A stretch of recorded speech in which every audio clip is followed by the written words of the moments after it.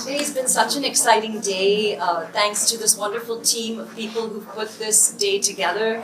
Abid and Asad and his team, Shrila and her team at 47A, and Kunal, who's just been the most outstanding curator. And wonderful talks all morning, which I did dip in and out of. It was really lovely to hear Kunal talk about Art Deco. He's just hearing him each time, he's just become more and more passionate through this journey, curating the show. But he went around the world and came back to Bombay and focused a lot on the importance of where Bombay sits on the globe in relationship to Deco.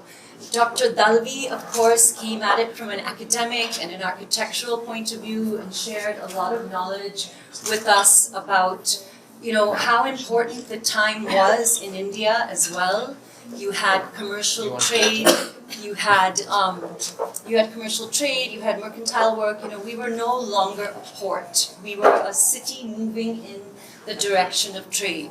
So he approached it from the point of view of housing in residential areas also. You know, it's not just the industrial age that Paris and Chicago and New York brought to us. It's also the residential areas like the Oval Maidan, and how important it was to have something beyond community housing. So Amba is about 23 years old now. We've been working, Darshana and I have been working in Maheshwar for quite a long time. We started our work there in the 90s with the Holkers. We worked on the traditional Maheshwar looms, and at the time the objective was to basically give livelihood to the community and revive the traditional Maheshwari textile, which we will pass around for all of you to have a look at, so you'll see this in context to our work. But to bring a very contemporary feel to our products. And so then we needed to be very sensitive to the fact that these skill sets that have been preserved for years had to be carried on, which meant you still wanted to work with fine yarns, you still wanted to work with those border details. So how could we work with the constraints of the loom and carry that process on? One thing that's really resonated with me in this show is hearing Kunal talk frequently about how the Art Deco age freed us. It freed us all around the globe. It came into, I'm going to pass out handouts so you understand the lay of the land on our, you know, how our warp and weft work. But there are absolute constraints. So when I think about what Kunal spoke about over the last few weeks and what we do, we were also in a way, when we designed our collection, which by the way we launched in 2016, and we called the collection Deco Details, it was pushing boundaries for us as well. So our journey in doing design process, sort of curated collection, you know, this reclaimed land on which the first plots were actually realized in Bombay. So you have these rectangular plots and these buildings that come up, and the buildings have so much repetitive design. You see the repetitive square, the rectangle. So we played with those repetitive squares, and we thought, how do we create a scarf or a stole which would reflect the box within the box within the box? So we begin with our fabric construction. And it's important for us because we knew we'd like to dye it in an over-dyed natural dye. So it was very important to choose two different yarns that would absorb the color at a different rate, so that you'd see the little pattern in the background of checks. And on top of that, a single dip of dye in a pale gray, and then further to that, a shiburi clamp dye which gave you the square within the square within the square. And that's how we created our city check. Another piece we've done, which is right around the corner, is an ode to Metro Cinema. And one of the fun facts I learned this morning is that who knew how many Metro cinemas? Cinemas named Metro Cinema exist in the world. I mean, Dr. Dalvi took us through a whole circuit of cinemas everywhere, and from Australia to, you know, places in Europe.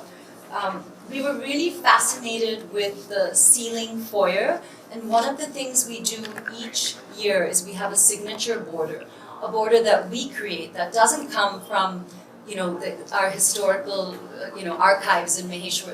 It's fresh and new, and it is very relevant to the collection we're doing. So we used that the wonderful decorative plasterwork that's on the ceiling of the metro, which you'll see when you walk through, because our mood books have been, yeah, and you can see it close up. Thanks, Darshana. You can see it close up. You can pass that around. You're wearing... And I'm wearing the metro as well today. Very good. So there's wonderful decorative plasterwork around the foyer of Metro Cinema, and it's got this lovely geometric pattern, and we wanted to capture that in our border, and that became one of the, it became our sort of signature border. And the other thing that we played with using the Metro as an influence was the color. So we talked a lot about different materials in the last few weeks and how Deco was an age of all these new materials. You see so many of those materials in the Metro Cinema. You see granite, you see marble, you see steel, different kinds of metal. So our color palette, which we don't have all of them up today, we just have the white marble. But we had a green that represented the, Italian green marble. We had a black, a charcoal. We had a burgundy. So that was also very interesting. And the last one we're talking about today, the last scarf, which is, we can pass one of those around. So we're going to pass this around. This is our boucheron stole. I'll just hold it up for everybody. This was an indulgence, and it kind of happened midway through our design process. And we have a friend, so we were looking at so much architecture through this process, but we have a friend, a dear friend, who's an architect, who said, have you seen this gorgeous Art Deco jewelry book? I'm going to share this with you. It's absolutely stunning. And in that book, there are all of these gorgeous pieces of jewelry and work done by Cartier and Boucheron. There was this brooch, which I just fell in love with. So we decided to use this brooch as our color palette for our Boucheron stole. And it's just so interesting because, as we had spoken about earlier, you see so much of that jewelry having been, commissioned by our Maharajas, but you also think about the fact that prior, if you were thinking about what Cartier and Boucheron were doing, they were using precious stones, they were using very, very important metals like gold and silver, platinum, not so much silver. And then in this new age, in this new beginning, things needed to be, interesting, fun, but better priced as well. So they introduced a lot of semi-precious stones, they introduced different metals, so that was very interesting. And our last little sort of, last but not least, actually most important, is Emergence, which is at the back of the room, and you'll see it when you come through. Emergence is our wall textile, which was co-conceptualized by our team and Kunal, who's the curator of this event. And Kunal gave us a few sketches, and we did a lot of thinking about how we'd be able to do this. He was very, very keen for us to do a wall textile for this show. We've started dabbling in wall textiles in our studio, and I think it's helped our weavers learn to do something new.